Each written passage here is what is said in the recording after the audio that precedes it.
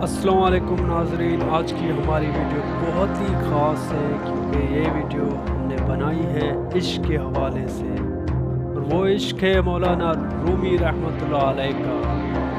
مولانا رومی رحمۃ اللہ علیہ کو اگر آپ جاننا چاہتے ہیں، سمجھنا چاہتے ہیں، تو سب سے پہلے آپ ان کے عشق، جو ان کا عشق کے اوپر کلام ہے، پہلے اس کو سمجھو۔ اگر آپ اس کے کلام عشق کو سمجھ گئے تو آپ کو وہ اس کی حقیقت ساری کھل جائے گی، ساری عیاں ہو جائے گی۔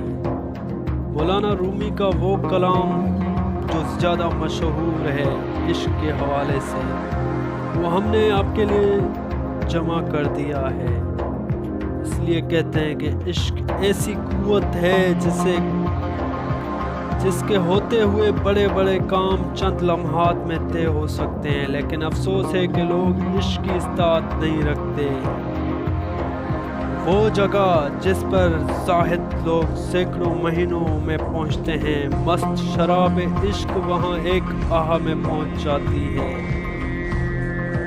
چنانچہ مولانا روم اپنی مثنوی شریف میں فرماتے ہیں کہ ایک روایت نقل کی ہے کہ ایک شخص جو باجماعت نماز ادا کرنے کا عادی تھا، ایک مرتبہ نماز کے لیے مسجد دیر سے پہنچا۔ جب اس کو معلوم ہوا کہ نماز باجماعت ادا ہو چکی ہے تو جماعت ملنے کے افسوس میں اس نے ایک سرد آہ بھری جس کا نور 7ویں آسمان تک پہنچا۔ مسجد میں موجود ایک بزرگ نے جب آسمان پر اس کی آہ کے نور کو ملاحظہ فرمایا تو دریافت کیا، یہ کس چیز کا نور ہے جو اس قدر بلندی پر گیا ہے؟ جب جماعت قضا ہونے کا معاملہ اسے معلوم ہوا تو اس نے اس نماز کو بلا کر کہا کہ اگر تم مجھے اپنی آہ دے دو تو میں تمہیں اپنی نماز باجماعت کا ثواب دے دیتا ہوں۔ ظاہر ہے کہ عشق میں بھری گئی ایک آہ کی کتنی قدر و قیمت ہے۔ ایک روایت میں ہے کہ یہ بھی ہے کہ ایک دن ابلیس نے حضرت معاویہ رضی اللہ عنہ کو فجر کی نماز سے پہلے جگا دیا کہ اٹھیں نماز پڑھ لیں۔ حضرت معاویہ رضی اللہ عنہ نے پوچھا کہ تم لوگوں کی نمازوں کو قضا کروانے میں خوش ہوتے ہو، پھر تم نے مجھے کیوں جگایا؟ کہنے لگے کہ ایک دن آپ کی نماز قضا ہوئی تو آپ نے اس قدر آزاری کی تھی کہ آپ کو اس قضا کا ثواب کئی ہزار دگنا زیادہ ملا تھا۔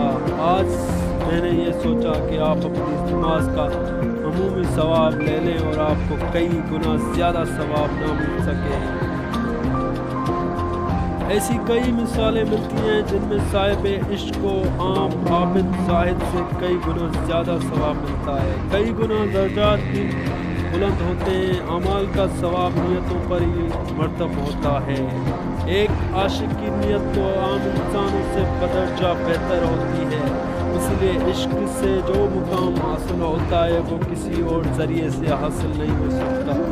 وہ انسانوں کے اعمال پر ملنے والے اجر میں اس قدر فرق ہو سکتا ہے جتنا کہ رائی پہاڑ میں ہوتا ہے، اور یہ فرق ان کی عقل یا سوچ کے مطابق ہوتا ہے۔ عشق کی معنی کسی چیز کو اپنے اندر جذب کرنا یا جزو ذات بنانا ہے۔ عشق کی اعلیٰ ترین صورت یہ ہے کہ اپنے سامنے ایک نصب العین رکھا جائے اور اس کے گرد اپنی ہستی کو گھماتا رہے۔ عشق کی خاصیت یہ ہے کہ وہ عاشق اور محبوب میں شان انفرادیت پیدا کر دیتا ہے۔ دوئی مٹ جاتی ہے، دوسرا فنا ہو جاتا ہے، بس عشق محبوب باقی رہتا ہے۔ اس لیے مولانا روم نے فرمایا ہے کہ کائنات میں صرف معشوق ہی ہے، عاشق صرف پردہ ہے۔ اگر تمہیں معشوق کی تلاش ہے تو صرف معشوق ہی مانگو۔ اسی حوالے سے علامہ اقبال بھی فرماتے ہیں کہ عشق سے خودی میں پختگی پیدا ہوتی ہے۔ سوال کرنے سے عشق میں ضعف اور نقص پیدا ہو جاتا ہے۔ تربیت خودی کے 3 مراحل ہیں، ایک دستور الہی کی اطاعت، دوسرا ضبط نفس، تیسرا نبایت الہی، جو ضبط نفس کی ارتقائی منزل حاصل کرنے کے بعد حاصل ہوتا ہے۔ عشق اپنے محبوب کے ساتھ متحد ہونے کی سخت کوشش کا نام ہے۔ اس لیے عاشقی کو کسی حالت پر قناعت نہیں ہوتی، وہ اپنے عشق میں ترقی کرتا رہتا ہے۔ ایک شاعر نے کہا ہے، میں اپنے محبوب سے انتہائی قرب حاصل کرنے کے بعد بھی محسوس کرتا ہوں کہ دل کا مشتاق رہتا ہے۔ پیار کے مختلف زاویے اختیار کرنے سے عشق بھی بڑھ جاتا ہے۔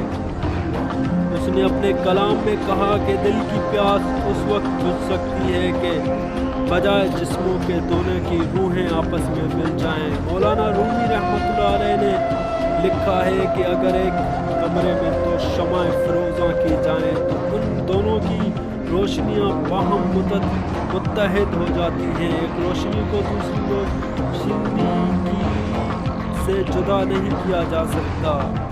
اس سے معلوم ہوا کہ دو روحوں کا اتحاد ہو تو دونوں روحوں کو روحانی اتحاد قرب بھی حاصل ہو سکتا ہے۔ جسموں کے قرب میں وہ روحانی قرب حاصل نہیں ہو سکتا۔ مذکورہ قرب کی تشنگی کے پائے جانے کا ذکر کرنے کے بعد صاحب اخوان لکھتے ہیں کہ اتحاد صرف روحانی ذریعے سے حاصل ہو سکتا ہے۔ وحدت صرف روحانیت سے ملتی ہے کیونکہ یہ روحانی امور کا ایک الگ خاصہ ہے۔ اس مثال سے ثابت ہوا کہ جسموں کے اتحاد سے ایک جسم دوسرے کو چھو لیتا ہے، لیکن محض جسموں کے ملنے سے حقیقی اتحاد نہیں ہوتا۔ اتحاد تو صرف روحانی چیزوں میں ہوتا ہے۔ اسی طرح وحدت ہی زندگی کی بنیاد ہے، وحدت ہی زندگی کی بقا ہے، محبت ہی زندگی ہے۔